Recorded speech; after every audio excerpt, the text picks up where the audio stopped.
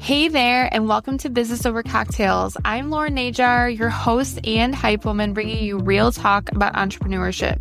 This is the podcast where we dive into the bold whys, the messy middles, and the game-changing aha moments that lead to success. You'll hear unfiltered stories from entrepreneurs, plus bite-sized solo episodes inside the Business Chaser series, where we cut through the noise and get straight to what actually drives sales, visibility, and growth.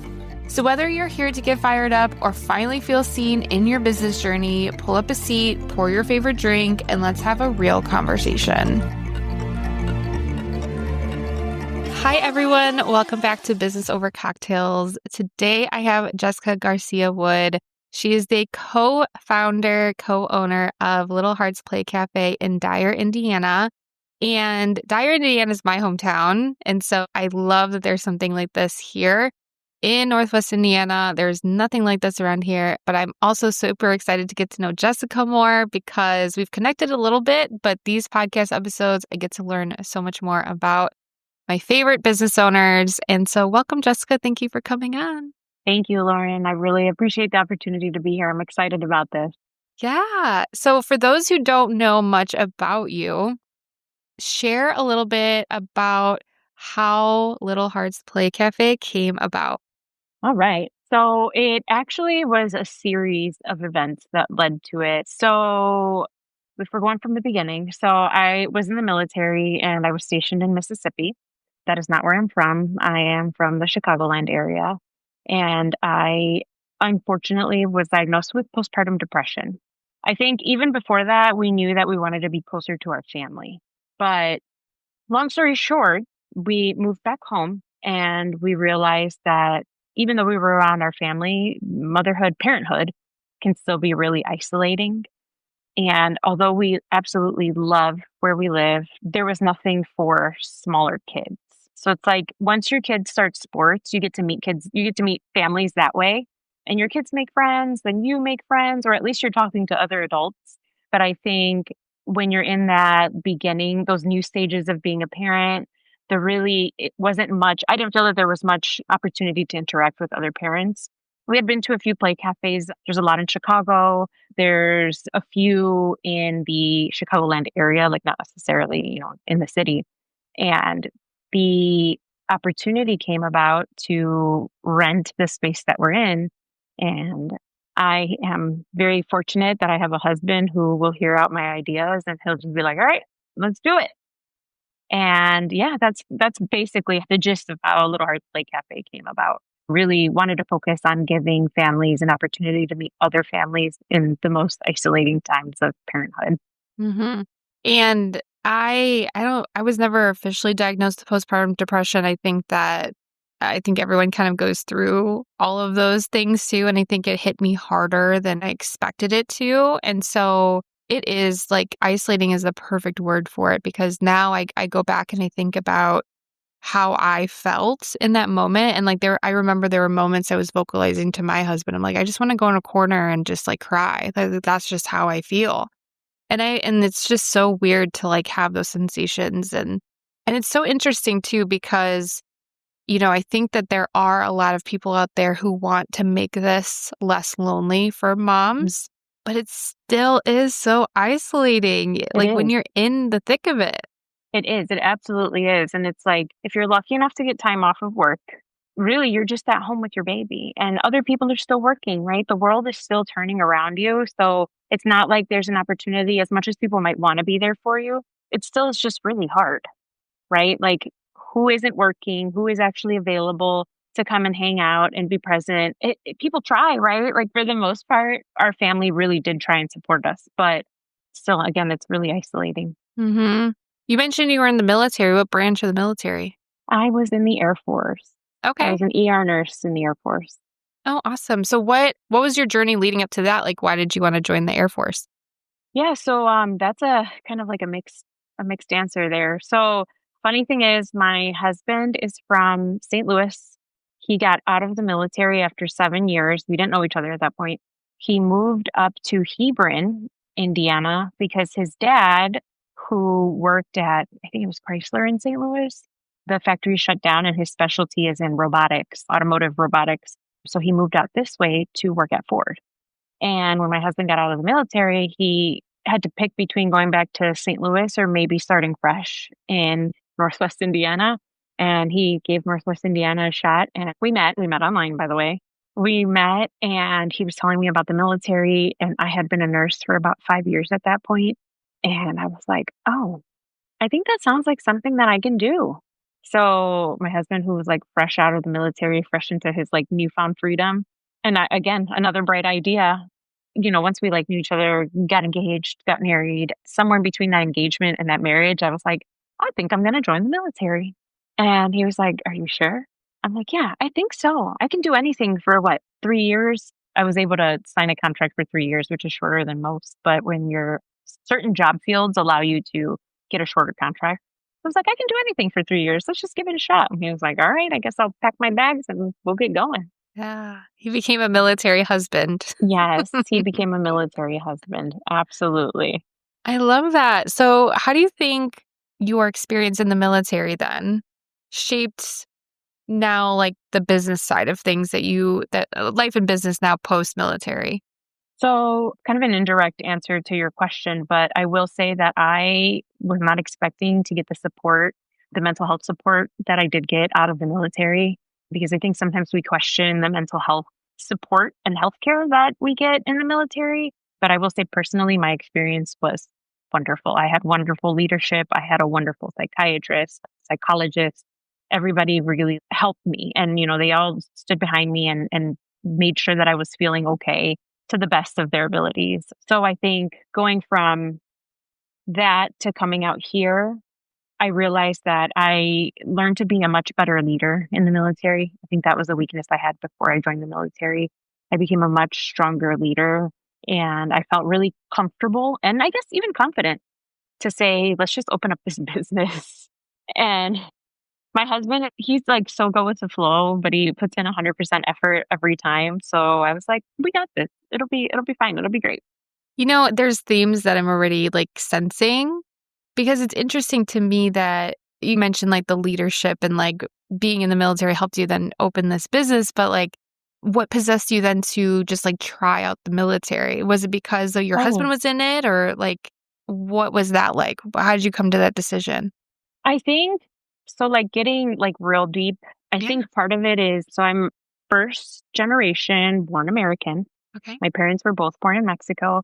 And I think all of my life, as many first generation Americans do, we battle with this like, I'm too American for my family in Mexico to think I'm Mexican, but then I'm too Mexican to be considered American enough. Like, like people will see me and they're like, oh, but she's probably like Mexican or what other Latino background, right? I don't think people necessarily would look at me and say, that's an American, which, it's just people are just thinking her parents must be ethnic.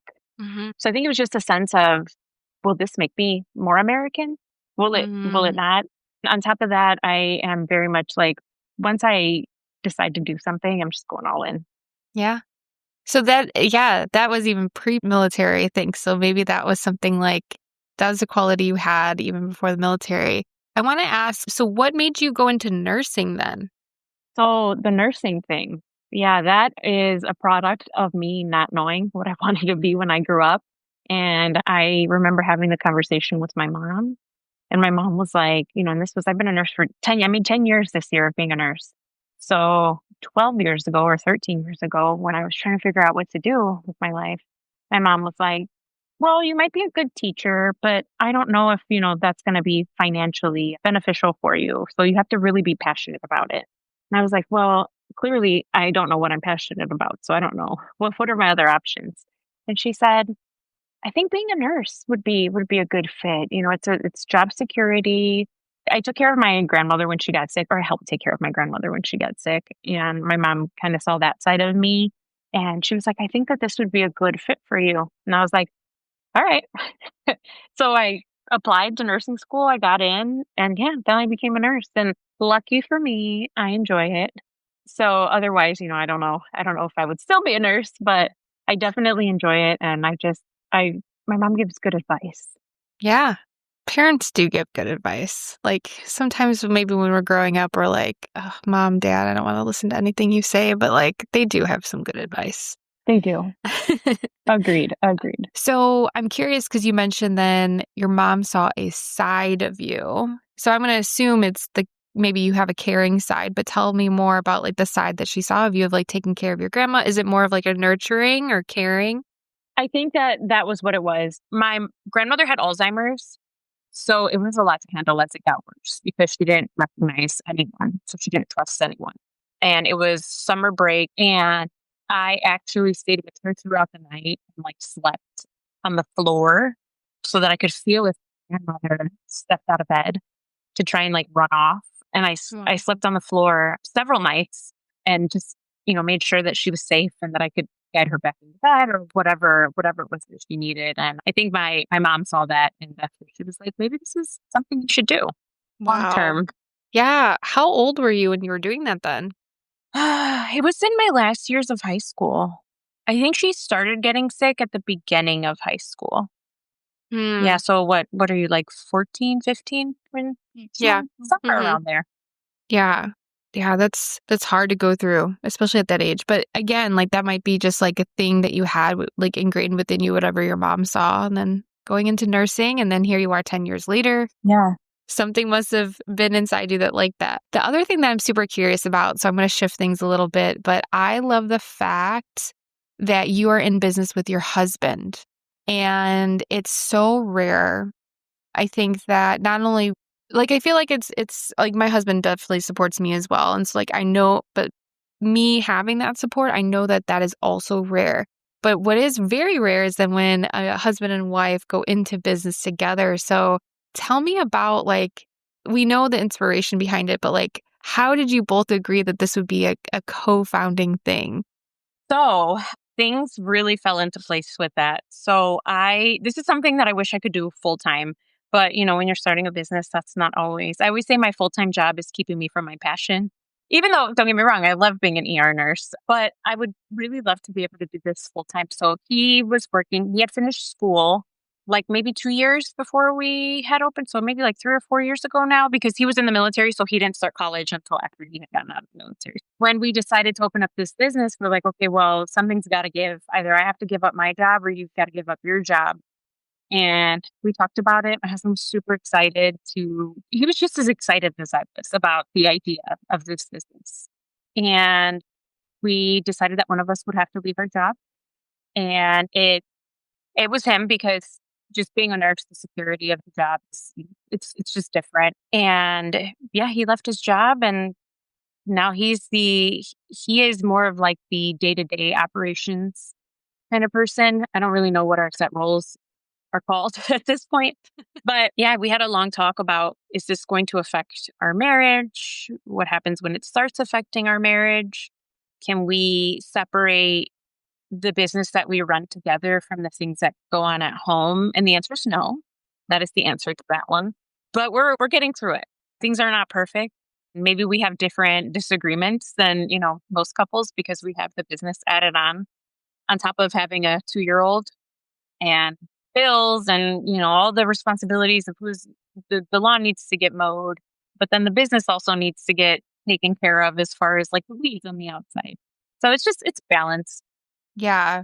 I think it's inspiring though, like even just a little bit you shared here, because I know that there's a part of me that sometimes wishes like, oh yeah, like I would love to build like all of these businesses with my husband, right? Because I see a lot of entrepreneur couples and I think it's like on Instagram, right? So you're seeing like how wonderful everyone is like working with their spouse and like how nice it is. And again, it's the vanity of Instagram and the photos. And essentially we all know that there are things going on behind the scenes because there always is. And it doesn't have to be terrible, but just thank you for even sharing just that little piece of it, right? Because it is realistic. And I think it is hard to separate those things. And I think even if you were to go into business with a friend, like, and that's kind of what they say too, of like even just living with a best friend, sometimes it's not the best Right. move because you're best friends, but then you're roommates and like how do you separate that and rent and all the things. So it's for people, then sometimes it's not for people. Absolutely. And we also have this agreement that if things, because you have to think of the worst case scenario, even though it's not something you really want to talk about, like it's reality, right? So before our marriage goes, the business goes. And that's kind of the agreement. Does that make sense? Like Mhm. we just want to make sure that if the source of our issues is the business, or that's just the first thing that needs to go, because we chose to create a family and, create this life. And now that's what we're going to prioritize. Yeah, and I love how you had those conversations even pre-planning this business, right? Like, you had that going into it rather than it's just like, "This is gonna be so Right. fun," and we get along, we have a strong relationship, and then you don't, and then there's cracks in that foundation, so that's so good, and I love that you shared that, so thank you. Thank you. You haven't ever had a business, though, up until this point, though, right? No, have not. This is your first business. Yes. Yes. And we tell our employees that all the time. We are Yeah. learning. So be patient with us. And I tell them, I'm like, you will always get paid on time. That is one thing I can guarantee you, that you will get paid on time. But everything else is just kind of learning as we grow. Yeah, and then your husband too, he doesn't have any No, experience. so Yeah. his degree, he went to IUN and he has his degree in business. But Okay. that was, which is super helpful. It's been super helpful up to this point, but there's nothing like actually owning your own business. And, there's a lot to learn there. Yeah. Yeah, I went to Purdue Cal, which is called Purdue Northwest now. I will probably always say Purdue Cal because that's what it was when I went. And so when I went for finance, and so I have a degree in Okay. finance, but, like, if I actually use my degree in my business now, I really don't, because I think what I do now is mostly, like, marketing and, like, social media management, like, all those are all self-taught things, where, like, with finance, like, sure, I understand money, and I understand, like, investing and things like that, but, like, that's not what I'm teaching people either, Sure. so, yeah, there's like, I might have taken some things from, like, the couple marketing classes I took at Purdue, but other than that, like, I feel like even if you did have a marketing degree, like, there's nothing like learning because you Right. learn something new every single day, and honestly, that's how I learn too, like, I'm a very hands-on visual Okay. learner, so I think, like, that's the best way to learn is just kind of, like, throw yourself into the situation. Absolutely. Absolutely. Yeah. So what has been your favorite part of running a business so far? So my favorite part about running this particular business has been just seeing the friendships that form inside of the Mm. playroom. People will walk in, and I know it sounds so cheesy, but it's so true. People will walk in as strangers and we'll hear them exchanging phone numbers or setting up another time to meet because their kids are the same age, or whether it's like you just have to have like one thing in common, right? Whether it's that their kids are the same age or they live in the same town, or maybe the mom's like something, they have something in common that sparks those friendships. And in the back of my mind, I'm always thinking, I hope that that's one less lonely parent. Oh, Yeah, so yeah. that has been great. And that is the close follow-up to that one, though, is when random people will say, "Oh, yeah, I know about your business. It's great. My friend told me about it." And, like, we're not even at the business, and I'm like, "Yes, people are saying good things." I mean, Yeah. hopefully it's all good things, but those are the ones that I wanna hear. Yeah. No, and that's so good too because, like, at the end of the day, like, running a business is like there's always stuff to be done. And I literally just had this conversation with someone else I recorded with earlier today. And, like, your head is down. It's hard to be present sometimes. There's always things you need to be done, especially running a brick and mortar business like you do. I'm sure there's fires you need to put out or employees you need to manage, right? And there's always so many worries. But, like, we can look at the gratification and be like, okay, like, here's my revenue. These are really great signs. But, like, it's those little moments though that are like the most meaningful where it's like someone referred you or talked about your business, shared about your business. And, like, I know for me that is like that means more than, like, oh, I signed a bunch of clients and I had my highest income month. Like, yes, that's good, but that's not why I'm doing what I'm doing. It's like you get the financial part is obviously super important, and you have to know that Hmm. you're making ends meet, right? And like a good month for us, and we're like, "Yes, this is great." And super happy we can pay our bills and, maybe have a little bit extra, but the most fulfilling part is definitely hearing other people talk about your business and talk about how great they think it is. Yeah. It's like that's priceless, right? Like that's Mhm. like so wonderful. How long, like from the concept of you guys thinking of this idea to like the launch, what did that process look like and how long did that take? So we opened up in November of 2024 and we started with the idea in April of 2023. Okay. Yeah. That's a quick turnaround. Yeah, it did not feel like it, but looking back it was. We were able to, Mhm. get things together pretty quickly. Yeah. And I mean, but especially too, and I guess I don't know anything about like what that takes and what that entails. For me, I think that that seems very quick just from the process of you guys even talking about it. You guys move fast then because I feel like a lot of times people have these ideas and they sit on it for Mhm. years. And so why, and you mentioned it earlier in our conversation of like when you have an idea, you go all in, but where does that come from? I don't know. I don't know. That's a good question. They'll say my husband will tell everybody that I have hobbies that I don't follow through with. So, it's not 100%, I guess, but I understand that if it's like a big idea, then we have to go all in because otherwise you're Mhm. just going to drag your feet. And like I love redoing furniture, but I haven't done a piece in over a year because we have been at the business. But it's still something I like to do, but I didn't go 100% in with that and, get all of the equipment and all of the paint brushes and all that. But that's something that can wait. I feel like a business like this, we had to make sure that, like, when is our lease going to start? Is there going to be a building available? All of those big things, you have to either do it or not. And I will say that my dad did say something that really resonated was he said, "You're young, just open this business. And if it doesn't work, you close up shop and you move along." Yeah. And I was like, wow, that's actually really good advice. Yeah, and I come from like the people around me, I feel like I've never really like fit in with any kind of group. And I feel like I've always kind of thought outside of the Sure. box. And so like I have the same attitude of like why not?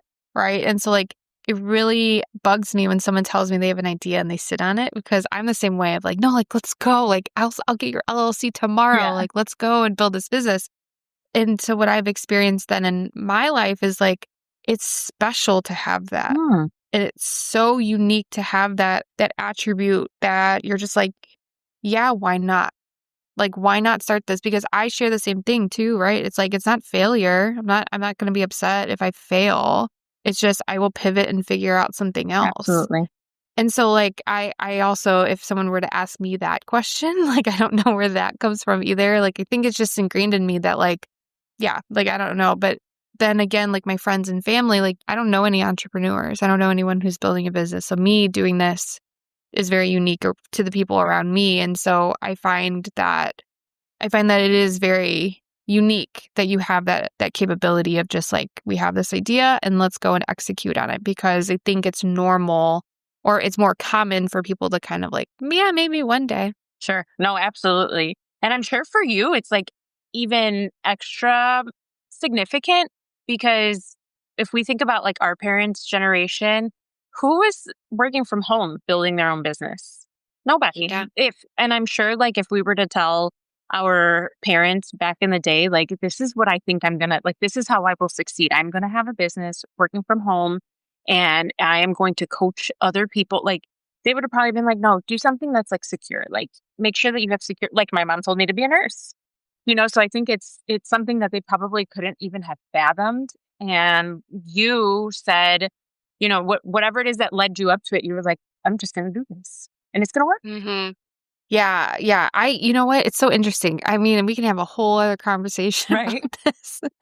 But like, because my mom passed away in 2008. So it's been a very long time since she's been gone. And like, me being an entrepreneur was never in the cards. Like, when I was in college, I knew I wanted to do something in finance, but I never thought that I was going to start like my own business one day.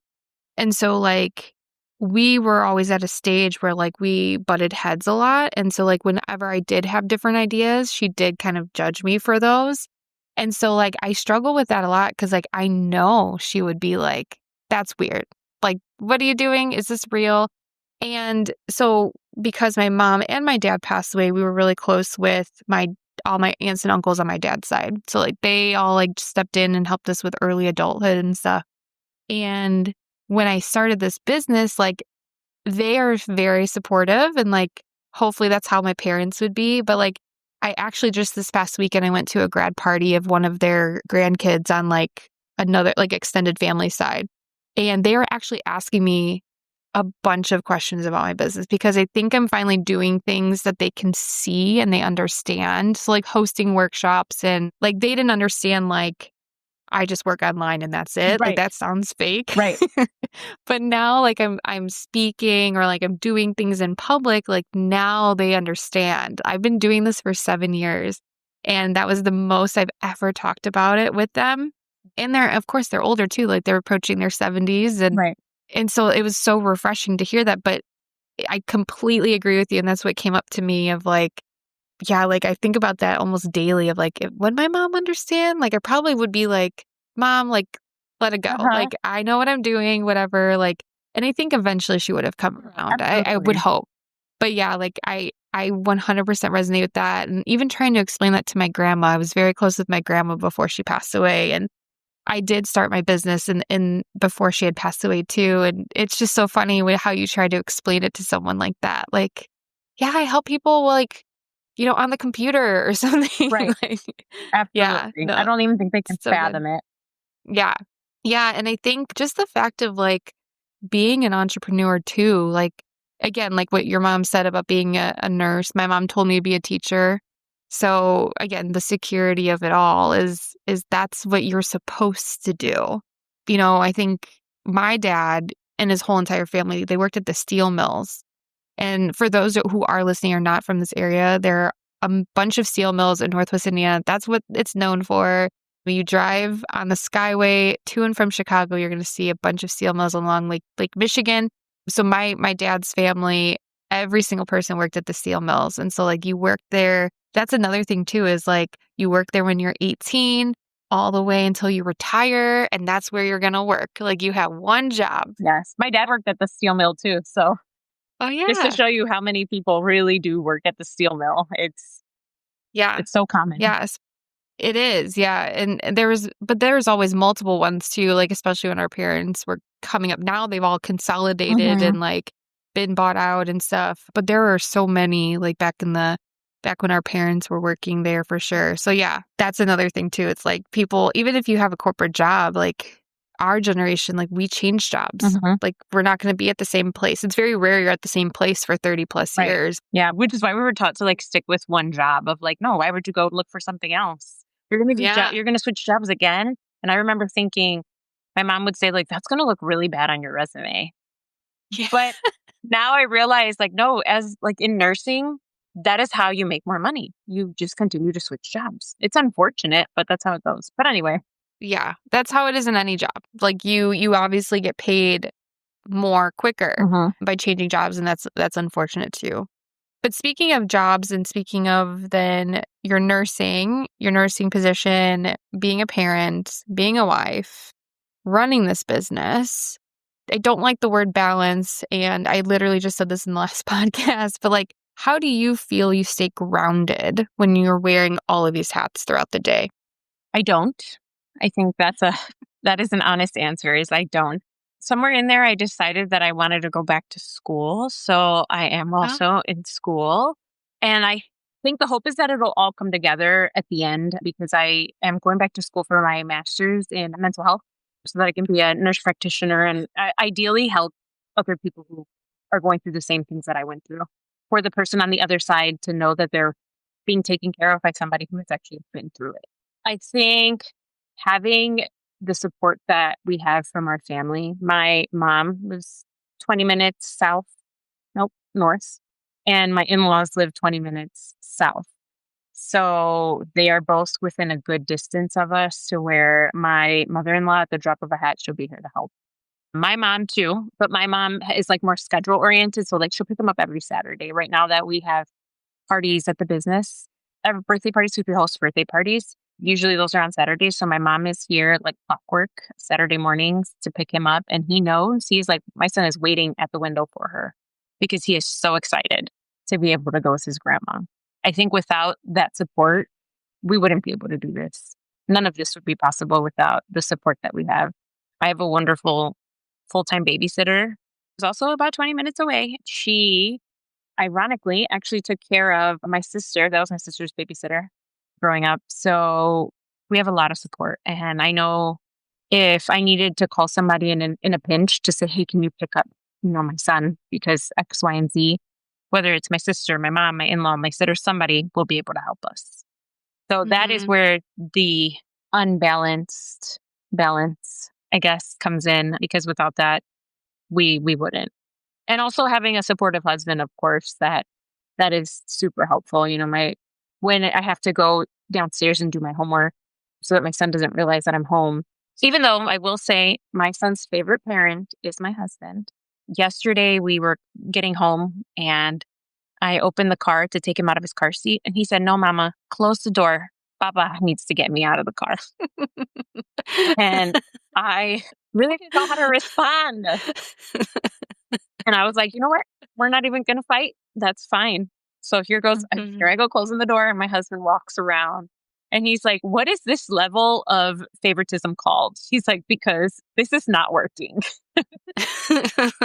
So, all that to Oh, say that my husband is super supportive, super helpful. So that is how we balance, I guess, if that's the closest term, because I agree with you, it really is not a balance. yeah, I definitely struggled with thinking of having kids and working on my business because I've had my business for a really long time. Like 7 years, my daughter is only 2. When I started my business in 2018, I really at that point didn't want to have kids just yet. Like I knew one day, but I was not we weren't ready to even think about that. We were living in Chicago. We had a 1-bedroom apartment.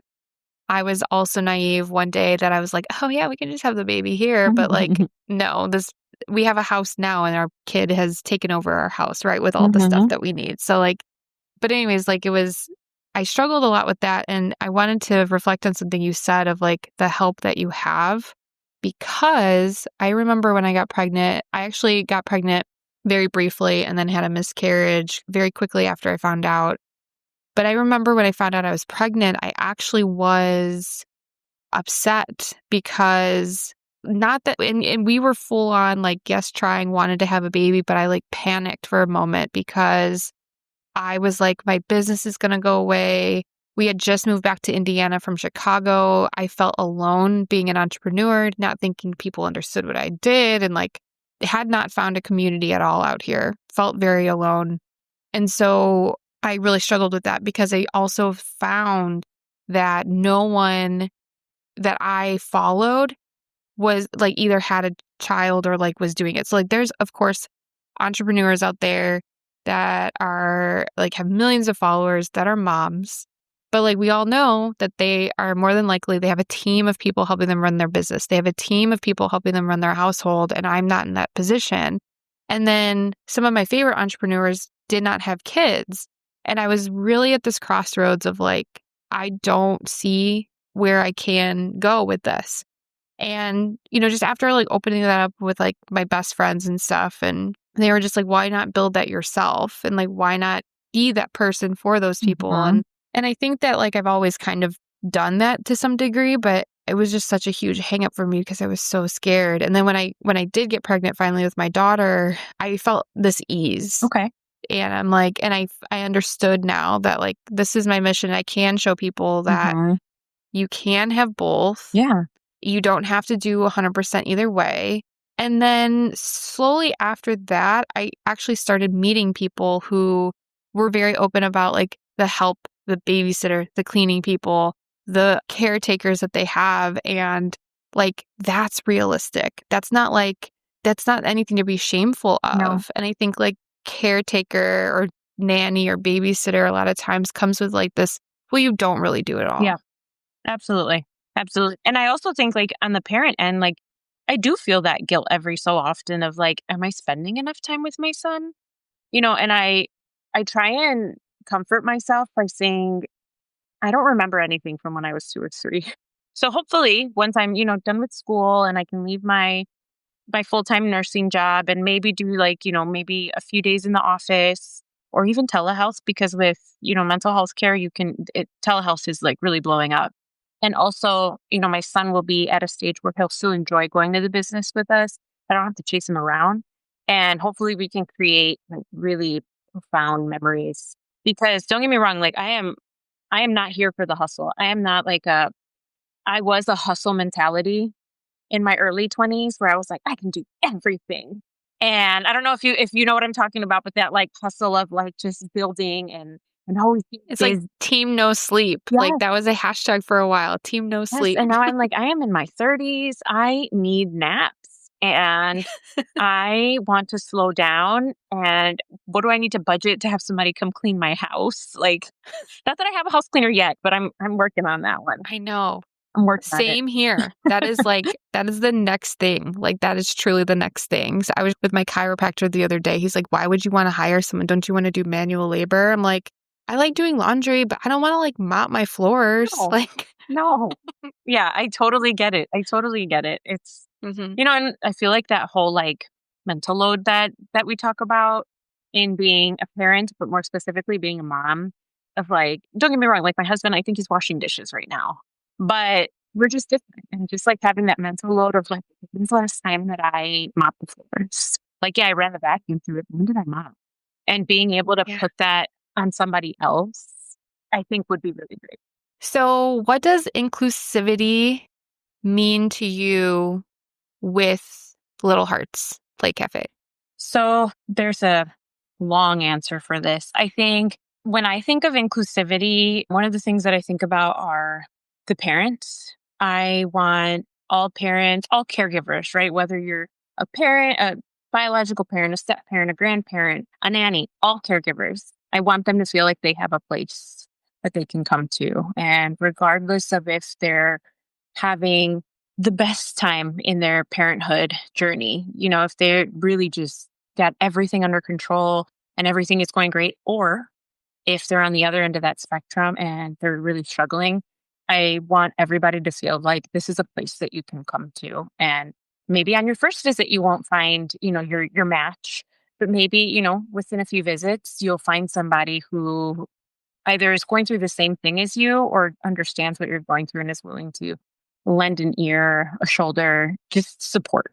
So I think of that when I think of inclusivity. And I also think about children that are on the range of ability, whether it's, neurodiversity, whether we're talking physical abilities. We are working to make sure that we talk to different parents and even some therapists. It's a work in progress, and I think it's going to be slow going, mostly because we're self funded. So that really limits what we can and can't do. But what we can do that doesn't cost us is we can learn from other parents about what they're looking for their kid. I think more specifically, I'm referring to children on the autism spectrum. Those are things that, can we change the lights? Is there, some sensory things that we can do? So just experimenting with that. There's a lot of work that we need to put into it. I'm not saying that we're where we want to be yet, but that's a hope that we can get to a point where parents feel like this is a place for us. With that being said, we've been trialing out sensory friendly hours. So maybe limiting how many people can come into the playroom at, a certain point in time and seeing if that allows parents and children to be more comfortable. And then as far as physical abilities, we do have a long way to go with that one, just in understanding. Although we are ADA friendly, I mean, that's just like, that doesn't even scratch the surface of being able to accommodate children with different physical abilities. We do have physical therapists that actually come in and do therapy at our place. So we are gauging better what we can do better, essentially, I guess, if that makes sense. But it would be great to be able to accommodate everybody. And maybe if we can't do it in the sense of like, what can we afford to add to our place? Maybe it's just in the feeling that they get when they come in and they know that they're welcome. Mm. I think that's the biggest thing. Because, like, when I read that about, like, on your website and, like, even just asking that question, I think it's like we go back to isolation and being a mom and postpartum. And when I think of that, the word really resonates with me is like, I feel like there's just a lot of mom groups. And I think the assumption of mom groups is that they're a one kind of person. right? And then, Mhm. and again, this goes back to me not really knowing where my place is and like initially not finding my spot. And so I think like, and I've been to like this business that you run a handful of times, and I've always felt like safe and my daughter can do whatever she wants. And like, even just the people that come, like it just feels inviting and warm. The coffee helps, right? You guys Right. have a coffee shop as well. So I think that's the parent aspect of it. And it can be nerve-wracking to take your first child somewhere by yourself. Absolutely. And and I feel like I just went through that like, a year ago when my daughter started going to playgrounds and things like that. So like I feel like that's you guys do that really well too, where it's just like it's Mhm. not for a specific person, it's not for a specific family. And then that at least has resonated with me. I appreciate that. We love that feedback. And, going back to your point about being afraid to take a kid somewhere for the first time by yourself. When we were putting together our bathrooms, I remembered that, and we try and make sure that we have like extra diapers and wipes. And honestly, like we live 5 minutes from the business. We've had kids who have had accidents while they were there, and now their parent wants to leave because, well, now they've got wet pants. And we'll just run home and grab a pair of pants. If we can make it work, we'll make it work for them, right? Because like we know the anxiety that comes with my kid is in a bad mood and he's hitting everybody, or my kid is chucking toys across the room. My kid just had an accident and, now they peed all over themselves, or, my kid just vomited on the floor over here. And the parent panic comes in where we're worried more about how other people are perceiving us rather than what we're actually going through. And we really try and eliminate those types of barriers and make people feel comfortable and like it's okay. We also have a child. I always tell parents, everything that we have in this facility, we have it here. And the thought in the back of our mind is that anything can break and anything can happen. So it's okay. Like your kid broke a toy, you get it. It's an accident. Things happen. So I really hope that that comes across to those parents that we really are just a mom and a dad who want to help other people feel supported. The support that I ended up getting from my family, from my healthcare providers, I want everybody to feel that like warmth and that big hug feeling that I got. So I love that so much.